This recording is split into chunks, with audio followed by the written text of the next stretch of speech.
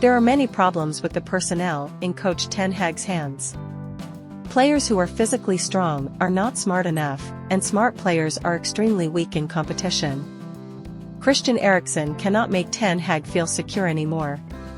This season, Ten Hag has always been confused in choosing a central midfielder. Limited connectivity, disrupting the ball supply from bottom to top, has harmed MU too many times. The fact that Bruno Fernandes, an attacking midfielder, has to constantly drop deep to play the ball, combined with the frequent presence of an 18-year-old young star like Kobbie Mainoo, speaks to the Red Devils' current situation. Talking about the ability to link lines, among MU midfielders, Eriksen is considered the best. But that was Eriksen at his peak. For now, to use the Danish midfielder, Ten Hag must take too many risks. Against Tottenham recently, as an example, Eriksen was chosen instead of Scott McTominay. Reason? Ten Hag shared before the match, Eriksen is a smart player. He can make a difference, see the direction of the ball and pass accurately. Eriksen has abilities that not many people have. With standard basic techniques, Eriksen is much more comfortable with the ball at his feet than McTominay. With Tottenham's high defense, using a smart, sharp player who knows how to change positions well like Eriksen is a reasonable choice. The Eriksen-Mainoo-Bruno triangle theoretically supports each other very well. But if Eriksen has the ball at an acceptable level, then when he doesn't have the ball it's a problem. Eriksen's limited ability to move and compete makes MU's midfield very thin. Look at Tottenham's second goal. While Mainoo and Bruno rushed to the penalty area to join the defense, Eriksen was still trailing behind.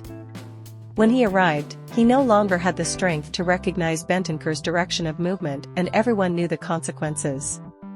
Of course, the fault for this goal is not Eriksen's alone, but this is just one of many times the Danish midfielder failed to support his teammates in the face-to-face attacks of the opponent. Many times, Mainoo was lost in the siege of Bentancur and Oliver Skip.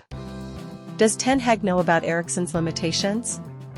Of course, during MU's training sessions, Eriksen demonstrated how Ten Hag clearly understood.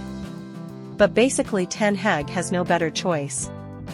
If you want to play an attack with Spurs, use Eriksen better than McTominay, while waiting for Mason Mount and Casemiro to return. Eriksen is past his prime, combined with health problems that make him no longer mobile. In the midst of a squad that still lacks cohesion and has problems keeping its position like the current MU, Eriksen seems to be swimming in an endless space. Although Eriksen tried hard, it was not enough for fans to trust him. On average per 90 minutes this season, Eriksen only has 1.38 tackles, the worst among MU midfielders. With 0.32 passes per 90 minutes, Eriksen is only better than Marcus Rashford. In addition, Eriksen's average pass rate is 1.8 times/90 minutes, the second highest on the team. Most importantly, Eriksen only won 32% of duels.